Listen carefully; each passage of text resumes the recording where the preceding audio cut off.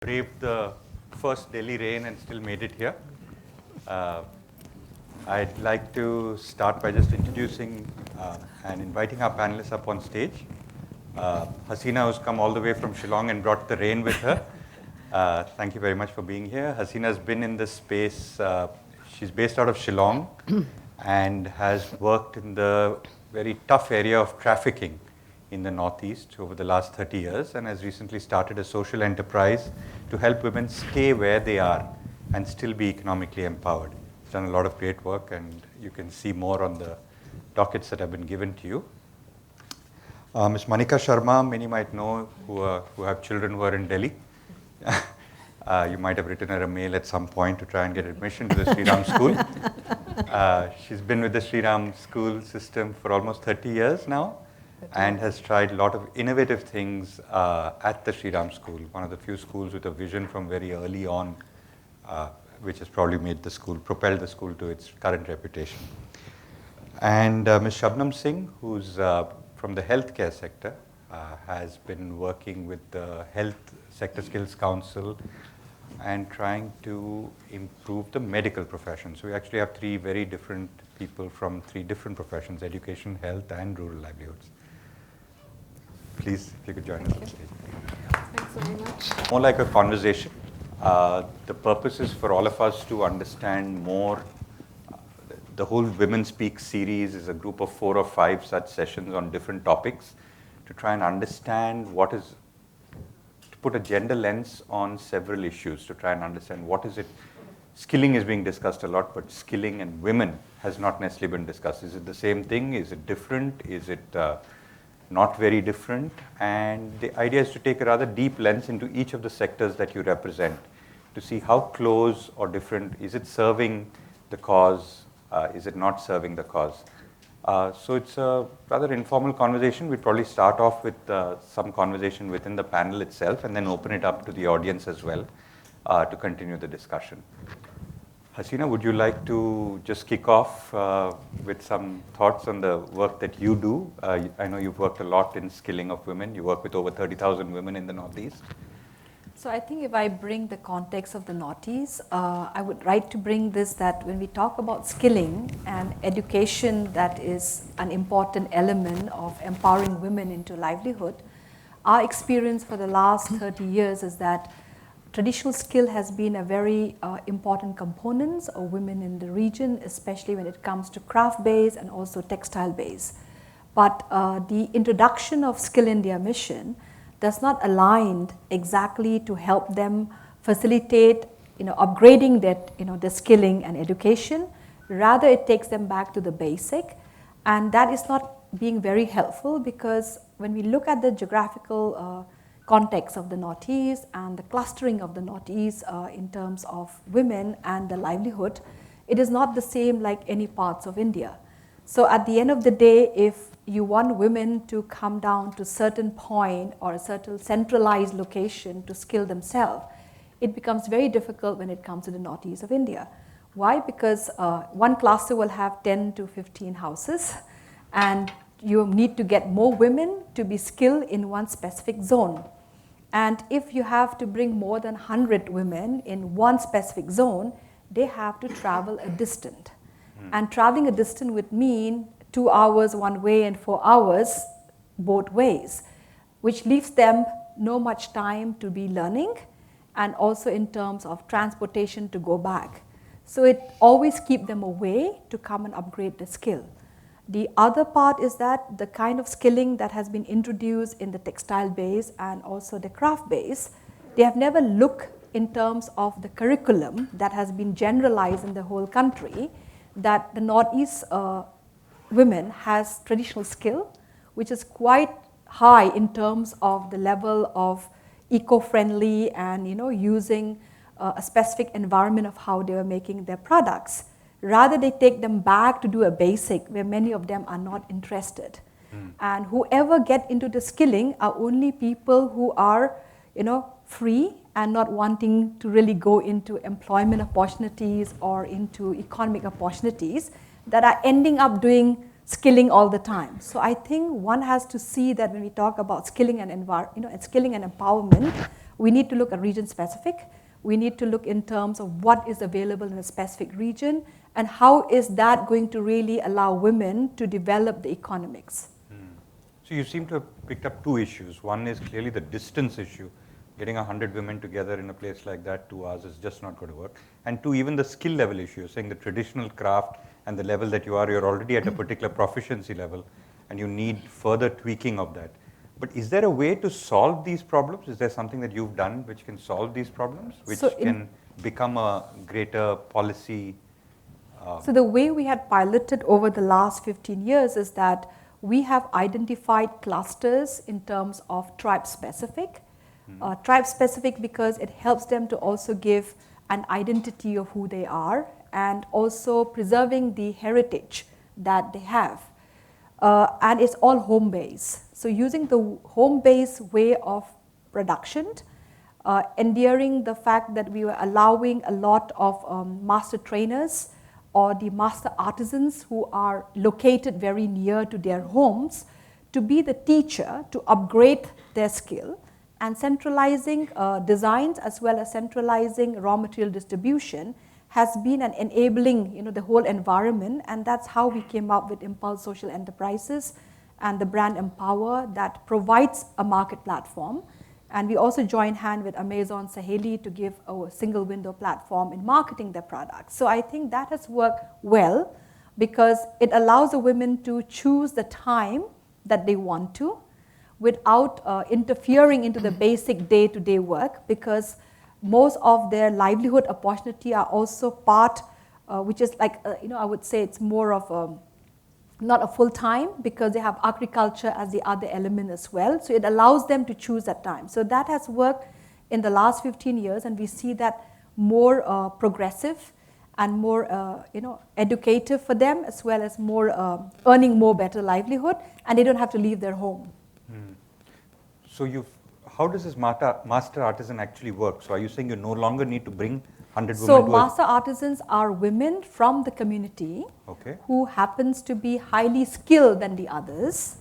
They have been identified, like we call it like a master trainer, who weaves for the company, but at the same time is a teacher to others. So she goes into your home. She goes into the home and helps to upgrade any kind of problems that they might face in the designs or in terms of the quality that is required. So that way, the raw material distribution, which is centralized, it's she who brings it to all the homes. She's the one who monitors the quality and also, monitors the design, that the designer has actually worked with her. So that way, the women are having somebody who's visiting them at periodical times, and then when they complete the production, they would send it back to her before she sent it back to our main units. I see. So actually, you've solved the distance issue. How did you solve the skill issue? Because you said they already had their traditional competencies. So this master craftsman helps you build from there rather than starting from zero, is it? Correct. So now, in terms of tribe specific, like in the Northeast, weaving is done through backstrap looms. Then the line loom, they have different kind of looms that are traditionally, being practiced over the years. So based on tribes, we select also the kind of weaving that would be provided, and design are also entailed according to that kind of weaving. So we identify in such a way that it's not disturbing their looms, it's not disturbing the traditional pattern, but it adds value and it adds design input so that we can commercialize the market element. So these are being mapped very properly, and that's how these monitoring by master artisans is being done. So from tribe specific and what they use. I see. But it seems like you're also providing a third service, which is the marketing service. Yes. Because I think at the end of the day, when we talk about skilling of women or skilling, empowering women with skill, without market, there's no sustainability at all. It becomes just another training, which might not really help them to be self-sufficient. So how do you make it closer to them? How do you make it more based on their own local skills, the intergenerational skills? And then how do you help them with marketing? Yes. There's a lot more to talk to you about, but I'd like to invite more conversations into this. SHUBNUM, you've worked in the health space. What are the issues? Health must be one of the few places where probably the men are in minority. Absolutely. So is everything sorted in health and we don't need to? No, I think in the recent past, if you pick up the newspapers, you'd see health is in a really bad state, not only in India but anywhere in the world. And I wouldn't like to walk that mile just now and share the challenges that we have global as well as Indian in the healthcare space. So I just stick to the issue here and now. So healthcare typically lends itself where the gender equality actually is not an issue. Right. Okay, it's just not there.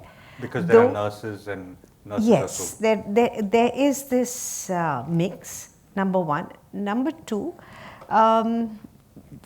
traditionally women would go into the OBGYN space, okay, the gynae space, and the heavy lifting, as we call in orthopedics and surgery, would be male bastions. I see. Anesthesia would be something where you'd find more women come in. So by like a river flows, people just found their spaces. But never at any point in time was gender an issue till the recent past, when safety has become a huge concern. And safety is not only restricted from a gender perspective, but in a general perspective. As you can see, the violence, the recent strike that you've had in Calcutta and West Bengal, and all over the country, including as recently in RML hospital out here. So gender principally was never a thought, but safety has crept in. So there was a lot of sensitivity when you organize night shifts for nurses. Their hostel accommodation, where would they stay? And typically they all cohort together and stay either in provided accommodation or they hire it. So the place that I'm coming from is that healthcare per se, the gender issue is not there, even as far as promotions are concerned or anything, growth pathways are concerned. It's not been there. However, it gets indirectly impacted because the people that you take care of, they come from the community. And when they come from the community, there's a total, I can't say it's a shell-shocked situation, but your awareness of the place that you live, the mindfulness of what people think and say.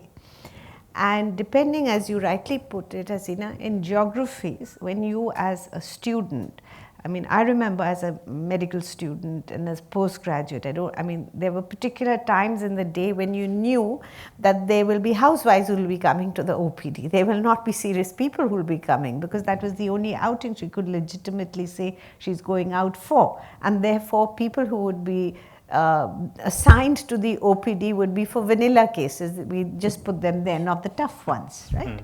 Then in certain geographies, you knew, okay, now this particular hospital in the area that they're only going to get gunshot wounds and they'll all go to be MLC cases. So you had to put the tough guys on night duty because you had to fight for them.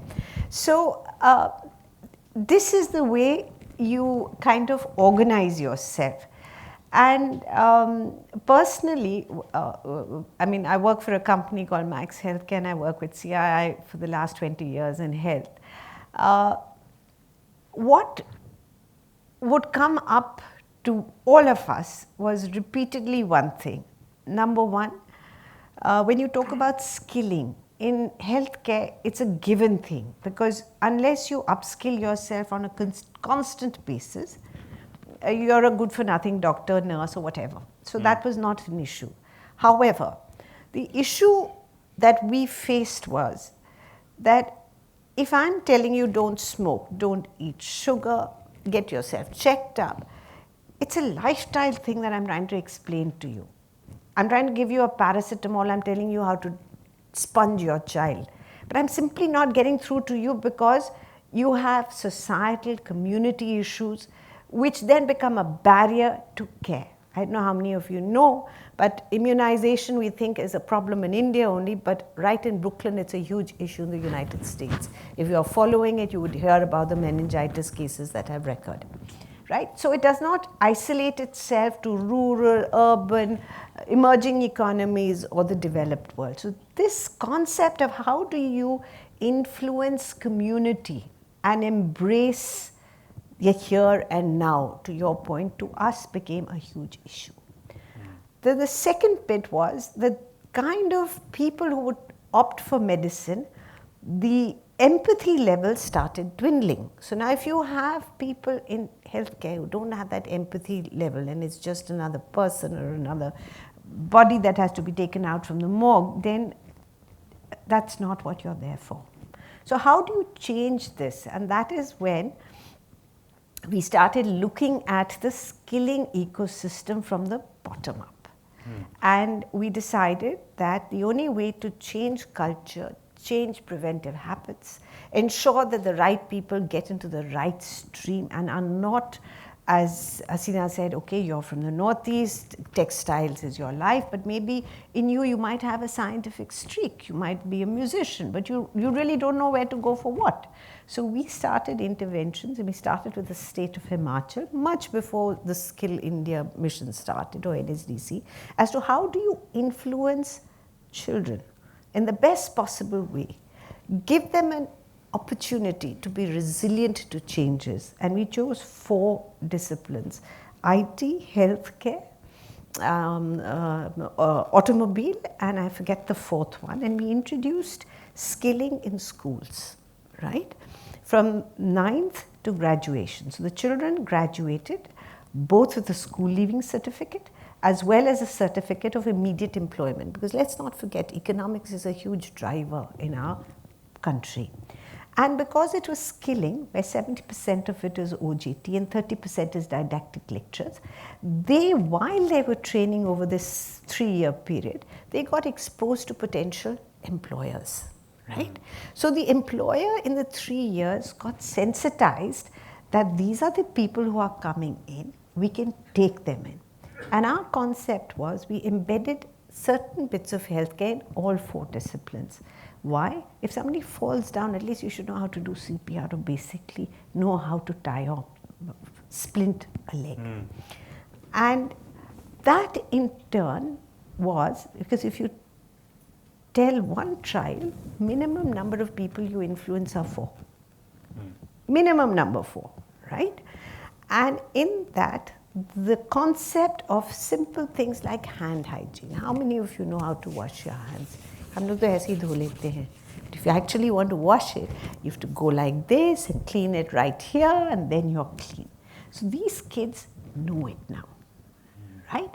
And because they are literate, irrespective of gender, to the point that they drop out on 5th standard and 7th standard, you have embedded some very fundamental thought processes which influence the rest of the family. So now I'm really happy to see it's a well-established piece. It's in 16, 17 states. It's part of national curriculum. And the beauty of this is that all public schools have government-run schools where it's most needed. It's embedded in that. Fantastic. And as an upskilling, a better avatar is what Delhi government is doing for their people. So for us, it was very, very important. Of course, then NSDC came in and it's kind of moving on, and I'll stop here, otherwise I can go on and on. But the point I'm trying to make is that whatever intervention that you want to make, absolutely yes, women have to be safe. But if you look at the 4 pillars of what makes gender parity happen, it is education, it's healthcare, it's economic stability, right? When you look at these, according to the latest literature, it will take about 200 years world over for it to come to that point. 200 years that these pillars will come to that point.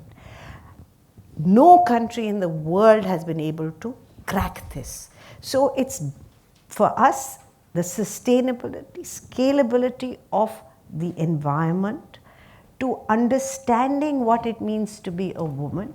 How do you make them feel safe? Aap un pe tana nahi mare. Don't pass lewd comments, right? Basics. For us, it's very important that we educate them right from the grassroots. So that's where we were coming from with all of this. So in the skills arena, I think I'll have to spend some more time with HASINA to educate and perhaps take her input and take it ahead on what ails the ecosystem. But yes, that is there. There are many points, many issues out there. But there's no point, in a nutshell, what I'm trying to say is to do piecemeal interventions. There must be not short-term measures. Always look at the long-term piece, because as I said, 200 years, that's what they're predicting for this. So, I learned at least two things here. That one, the community is so important in everything that we're doing. And second, you seem to have embedded in the schools so that then there is a change in the community. Yes. And that seems to be a key to changing these sort of very Absolutely. deeply embedded cultural habits, behaviors, community, sort of community conscience. You're almost saying it's very important to change this community conscience on these sort of issues. MANIKA, education is the only way to change everything. I'm sure you have the solution. Well, What's the silver bullet? What's the silver bullet? Okay. I really wish I had the solution and I could do this whole, wave this magic wand, wave the magic wand, but unfortunately no. But I'm going to talk about, touch on two things. First is that I'm really happy, taking off from what SHUBNUM said, that I'm really happy with the NEP coming now up, and vocationalization I see there, right there, staring us in the face. And as educators, when I attended a couple of meetings and I saw that vocational is high on the agenda for the National Education Policy, we've just seen the draft yet. So that's a good beginning, you know, because we are all sitting in the same space. And I had asked my students of year 11 and 12 to write me a piece on what do they wish to see in that draft. And it was interesting that most of these children talked about skill development. Wow. You know, and I represent a school, I come from the Shri school, and for those children to be talking about skill development and financial literacy and, you know, jobs for students who at the end of year 12, it spoke well of how we have raised our children.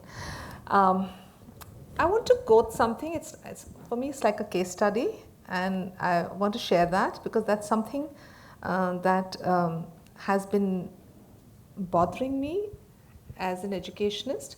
So the year was 2003, and for those of you who know the Shri School well, or even if you don't, so it was started by Mrs. Manju Bharatram exactly 31 years ago.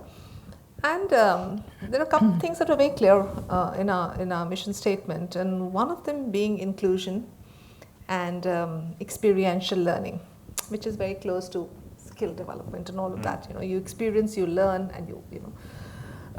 Since I spoke of inclusion, we would embrace children, even then, way back, who came with different abilities into our school.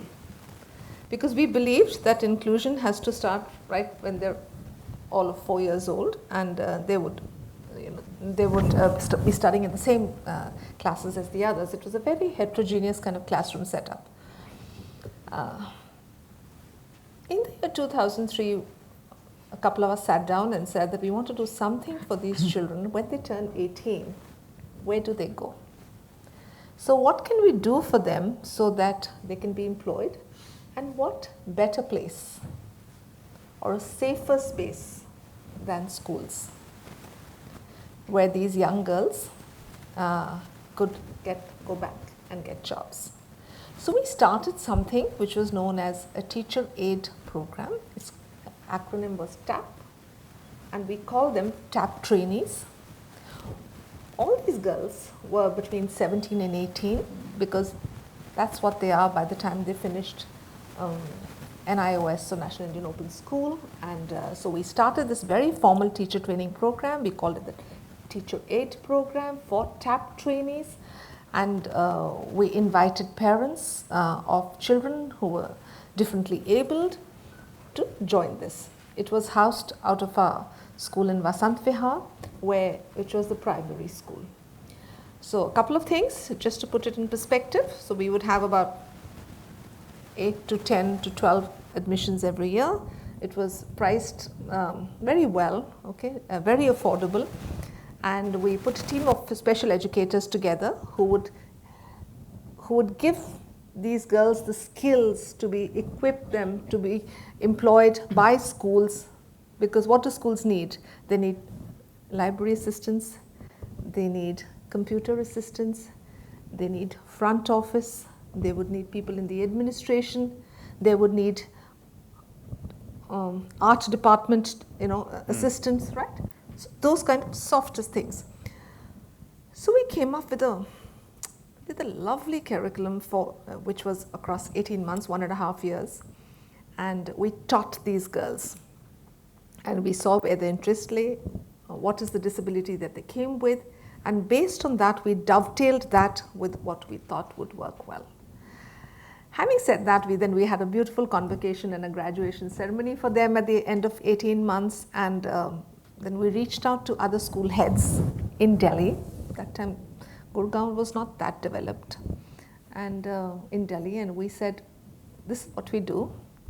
We would urge you to offer them a job so that they are in safe, all the stakeholders there, students, parents, teachers, the school community, and obviously it led to employment and earning a little bit of money. I think this program lasted for about 7 or 8 years, right? And we trained about close to 50 teachers, trainees. Each year, out of the 10, only 2 would get a job. So the Shri Ram school started by employing these girls, and we would pay them. We started first 6 months as stipend, so that they earn their Bonville, as they say. They would say that, okay, I've earned it, I've done well, and I cleared that probation, and now I'm employed. And they would then be treated like any other employee, anybody else in school, with respect and dignity, and they would carry that check home. Unfortunately, every school would not think like that. They would say, what is our return on this investment? Why should we take in women who not only have to be taken care of, but we have to provide them with the safety, security, and a very, very nurturing environment, and all? Then our teachers also have to be trained, to be able to embrace these young girls. So slowly we took a decision that when, it's more frustrating then, that you go through this for 18 months and then you still don't have a job. Nobody wants pity, empathy is what everyone wants, not sympathy. So that was a root shock for us who came with this, I thought, very noble sort of a thought, where we thought slowly we'll spread this across all our schools, and if every school had 3 or 4 girls, see it from the parents' point of view, but that was not to be. However, having said that, I have 9 of these girls employed in school. And you know what it's done to the student community? It's had a domino effect. These girls are employed till they are 60, okay? They get all the benefits of like any other school teacher would in our school, from the pay commission to everything else. They are safe. Students have become sensitive because they know that when we are interacting with them, they have to also reach out to them. It is so beautiful to see from an 8-year-old to a 9-year-old to a 16-year-old interact with these young girls so differently. So, I would absolutely love it if we, as a society, open our minds, open our hearts, open our works. And the only organization that reached out to me at that point was Pizza Hut. They took in some girls.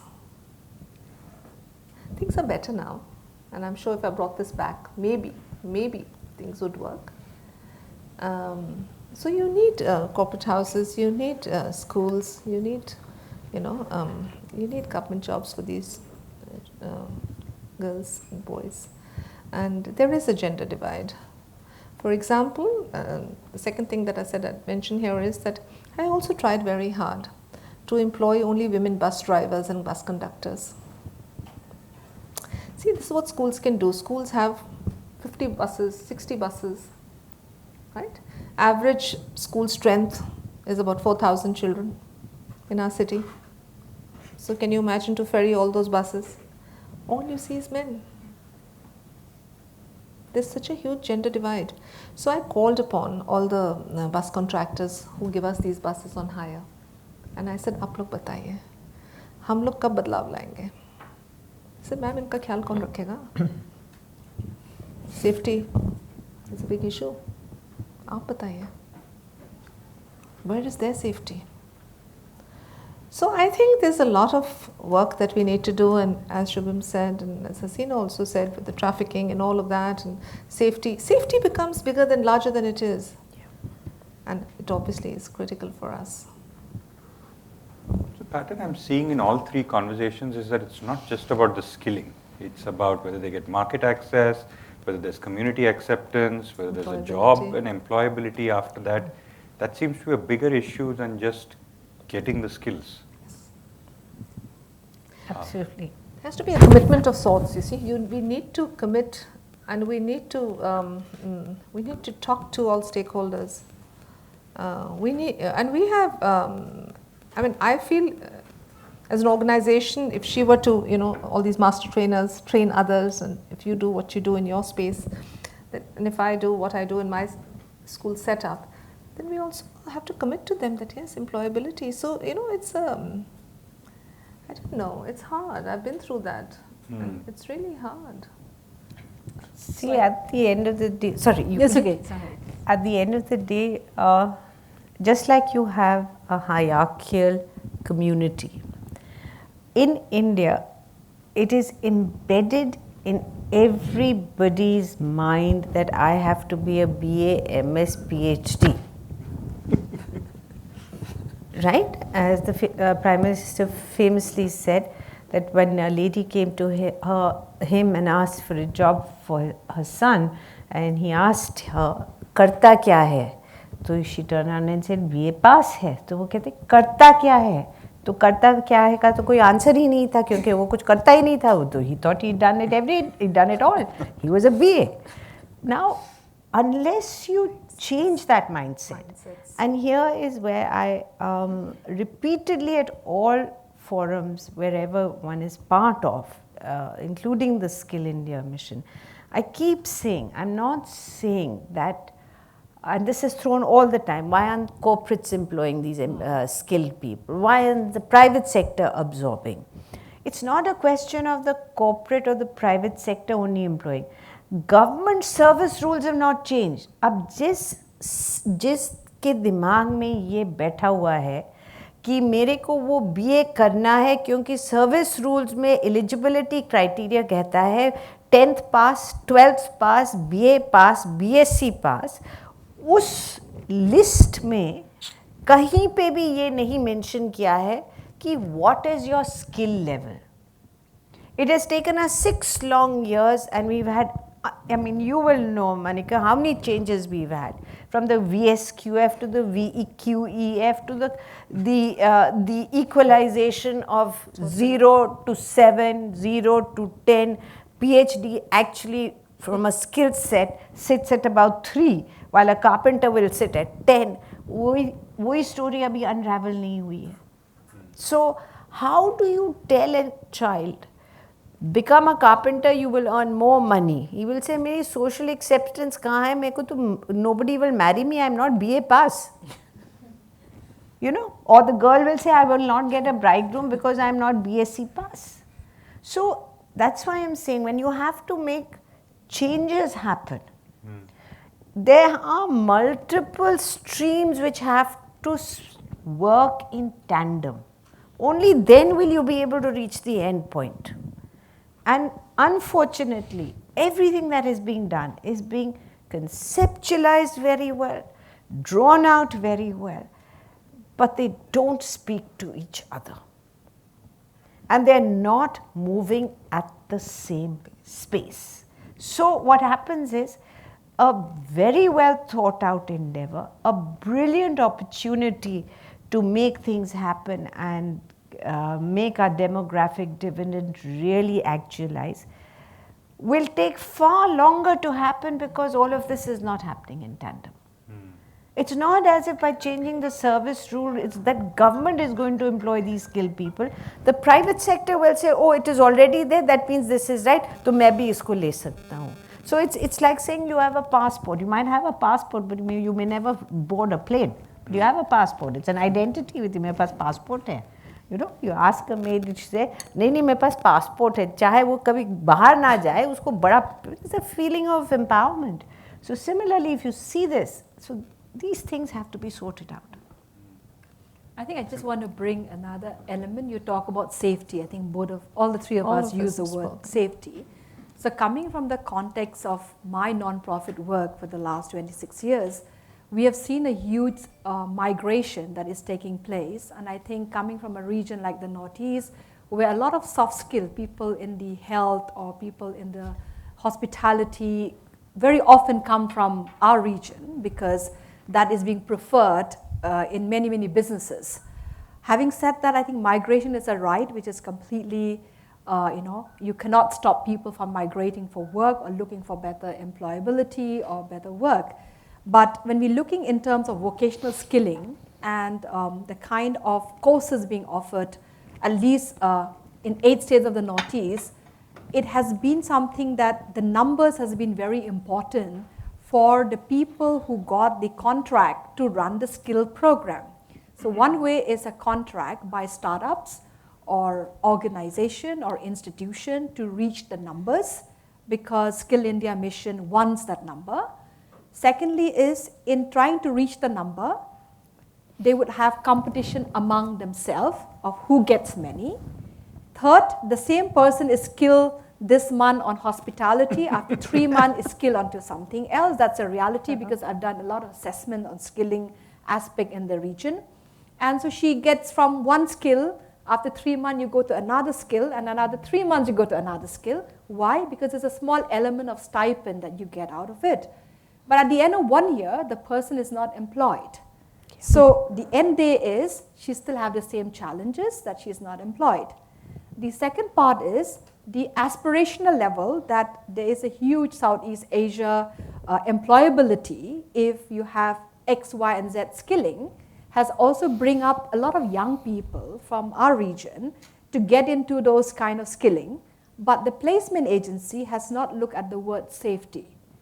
When I use the word safety, I've seen the numbers of girls who have been taken overseas, not only to places like Malaysia or Singapore and other places, to be employed after they completed their skilling on certain skill sets. They end up to be more vulnerable in the destination point, and the placement agency is not taking any kind of responsibility at the end of the day. There are times that because if they're managing to get them employability, where it's going to be a tick mark in the grading point that you have been skilled and you have been employed, it's completed the job because then they get the money for it. But that woman ends up to be in a situation where she is caught, either changed passports. I mean, number of rescued operations that we have done from the organization is the passport is changed either in Burmese or others because when we look at ethnically, the Northeast has a lot of similarities to Southeast Asia, so you cannot even identify very quickly that they are not from that region. They are completely, they'll say, oh, you're a Singaporean or you're a Malaysian. So that's another angle where the vulnerability goes very high. And these placement agency at the source, at the transit, at the destination would take the salary like 3 months, 2 months, and 3 months. So 6 months of your salary is being taken by the placement agency at the source, transit, and destination. And you end up without salaries for 6 months in that destination point. And your passport is with the employer. So even if you face any kind of violation, your safety is not being taken care. So that element is also something which needs to be looked if we are talking about women's safety and vocational skilling. Because a lot of the placement agency don't have a license for overseas employment, but they have these ad hoc, what we call it, placement agency, who are out there looking and gathering more people to be employed. So that is where the gap is, where safety becomes an important element because a lot of women get exploited in employability and labor forces. So SHUBNUM, you are in the thick of the Skill India mission. Yeah. Is there any sensitivity to women's skilling being different from skilling of men? So, it goes according to the sectors, Okay. right? So, some of the sectors, for instance, healthcare particularly, then when we look at the beauty and wellness sector, they automatically lend themselves to women, right? But is there a strong bias to making things happen?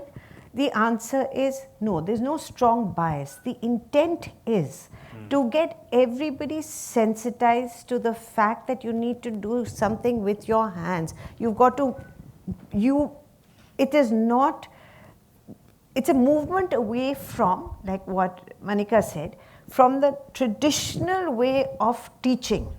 That I have to be 5th pass, 7th class, 8th class. I mean, I've had so many arguments with colleagues of mine when we were doing a course which is called a phlebotomist course, right?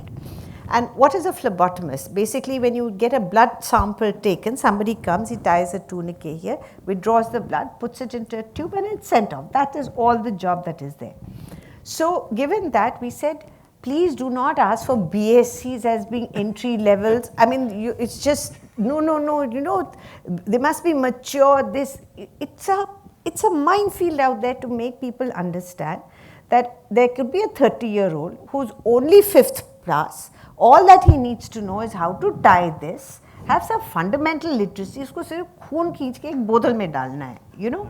So our whole emphasis is how do you get marginalized people, school dropouts into a system which actually is crying out for them, right? And the other thing is to ensure that once they come into the system, there is enough growth pathway by way of credits so that they can go up and they can exit. For instance, in the lab technicians thing, the person comes in like a 10th pass student but can ultimately graduate as a manager over a period of time. Then the other important part which many people don't understand or know about in Skill India is there's a huge opportunity for recognition. Har insaan ek certificate chahta hai. You want to know, you want people to know I have this certificate. This gives you the opportunity, and we have done it recently in, if some of you are familiar with Gangaram Hospital in Delhi, it has a fabulous nephrology unit which does dialysis. You will not believe it, the majority of technicians there who had been there for 20, 30 years, brilliant people who work round the clock, didn't have any certificates. So they could never be permitted to be thought of in any kind of growth. So we did recognition of prior learning, just gave them exit exams. They all cleared it with flying colors. They knew their job. Now they had a certificate and now they're going in as managers somewhere. So there are two sides of this coin. So the issue here is get everybody on board. Get everybody on board. Make sure, and there's where the community is very important. And again, I'll just take a second to tell you exactly like what you were saying when you were talking about distances. One of the things we realize, it's so difficult, it's easier said than done. Why do these people move from one 3-month course to another 3-month course? Because student mobilization is a huge challenge. Correct. Whether it's a boy or a girl, people don't want to come out. To your point, I'm talking about, I did an intervention in Greater Noida, वहाँ गाँव से कोई लड़की को भेजने के लिए तैयार नहीं थे. So we had to get scooters and send our ambulance to bring them to become radiology technicians. And the sarpanch would come along in the bus to ensure that everything is kosher and good. So student mobilization is huge. We used to have job melas, right? तो जी वहाँ पे employer बैठे हैं पर कोई आया ही नहीं. तो so here you have prospective employers sitting in the job mela. Nobody has come for this, so he cannot be trained, and therefore the wheel doesn't move. So these are actual challenges in which you really, it's like picking up everybody and shaking them around and restarting life. So it's challenging, but I strongly believe that if you work with the community, engage them, and then bring about the change. So it's multiple levels. each one of them have to be worked on in a different way. Each one demands a different. So the topic speaks about challenges and opportunities. We've listed a lot of the challenges, right, from safety, community issues, market availability, job availability. It's not just about the skilling. There seems to be no issue with women absorbing those skills. It's post that there seems to be a problem in mindsets. What are the opportunities? What are the bright spots here? What should we be excited that something is happening positively?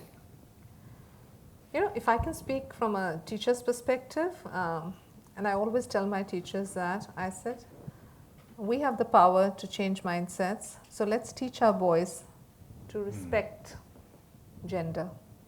And we do a lot of parenting, workshops and mentoring exercises in the classroom. We draw up lesson plans, to be able to see. I'm speaking purely from a school point of view, because we think that if minor changes, small baby steps happen there, then boys grow up respecting women, and that has a domino effect on women's safety, because they don't know any other. So boys, so in co-ed schools, we have a huge advantage.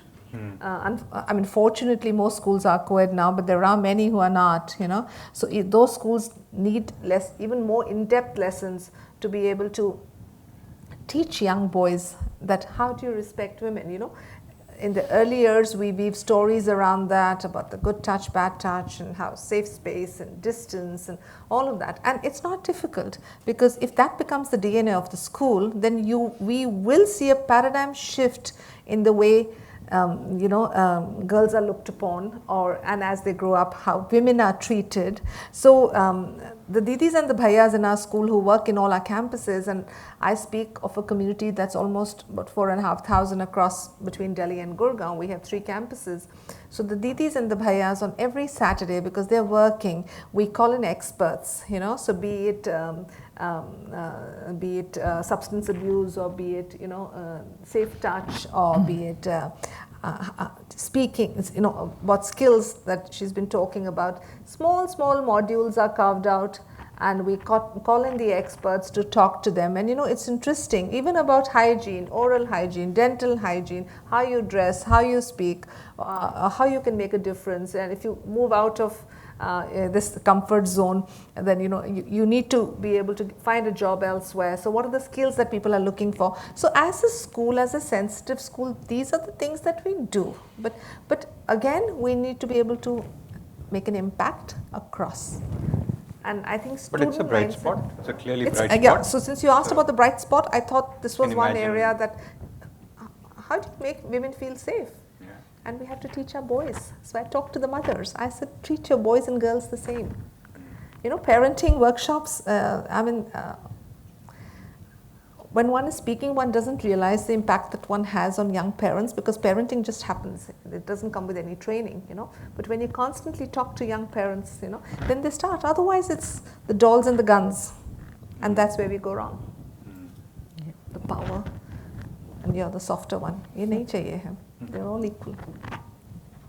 Hasina, do you see any bright spots? So I think for me, looking at bright spot would mean that if we really want women to get into other trades and vocational trades beyond traditional trades, then they have to make placement agency more sensitized, or maybe they have to have a regularized rule at the state level to ensure that when placement takes place outside the state, within the country or outside the country, there has to be the element of safety that women can respond back if there is any kind of... Do you think this has got better in the last 30 years? It has not got better, it has got more difficult, in the sense that if you look at placement agency today, there are a lot of subcontracted placement agency whose numbers are so important, but they don't have the licenses to be responsible to answer back that if something happened to the person who's placed in an X country, where do they report back?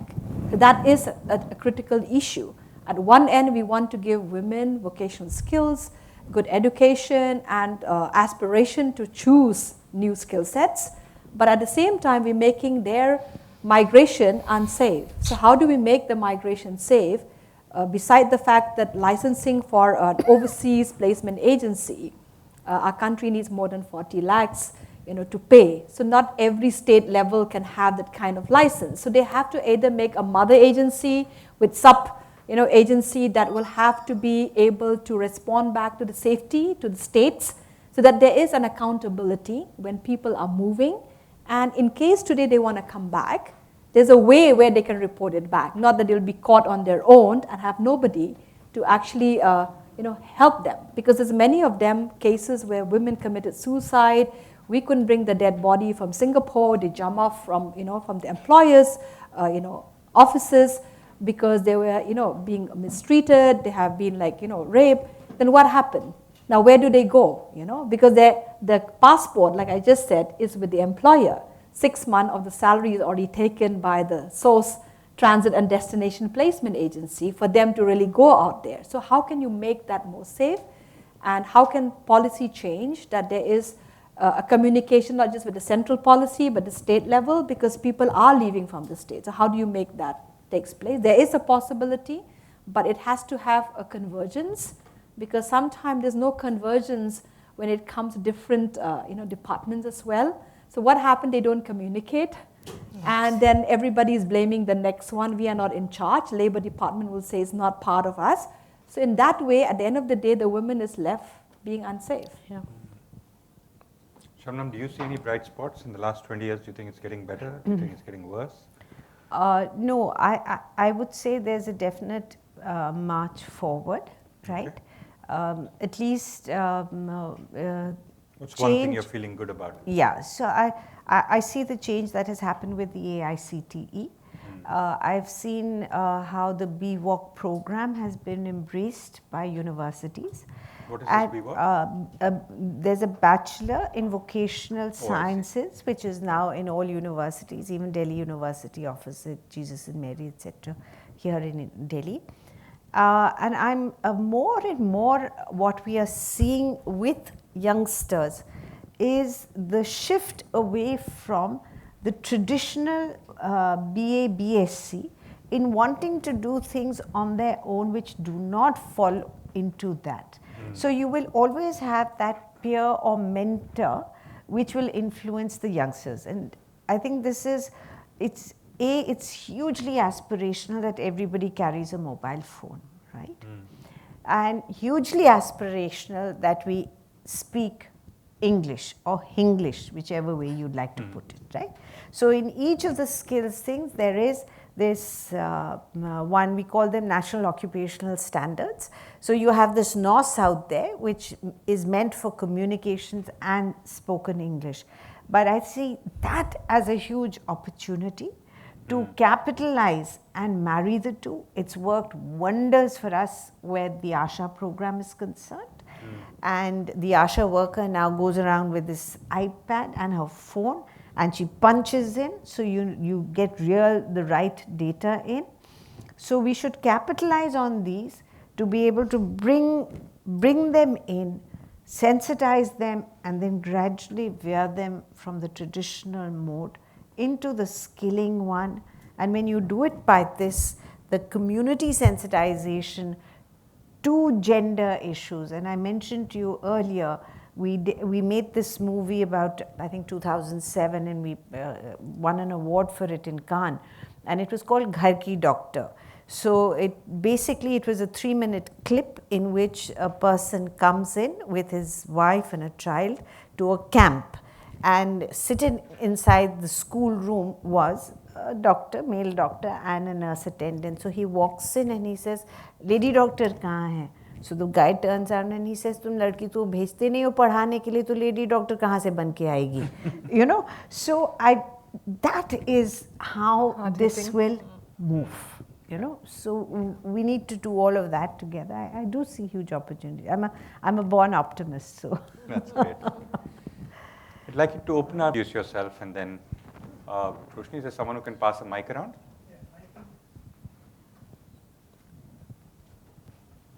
Sir, if you could introduce yourself and then ask the question. Yeah, my name is N.K. Jalan. My question is to Madam HASINA. In North India, or maybe most part of the country, Very little time left, but I'd like to end with a little bit of a bold dream from each of you.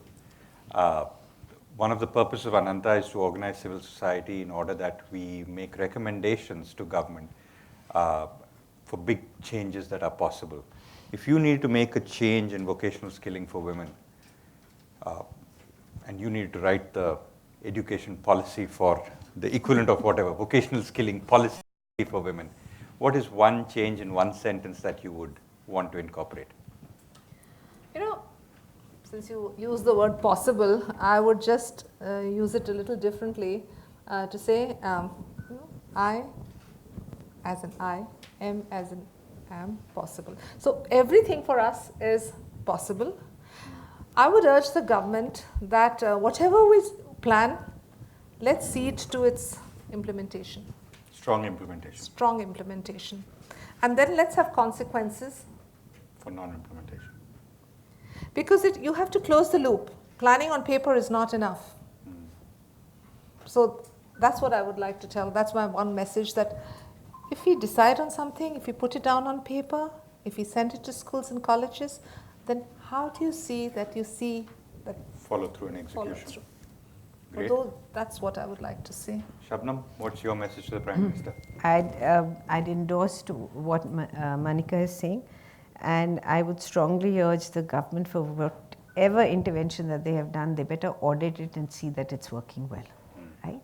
There's the auditing process of seeing what is working, drop what is not working, correct, and move forward.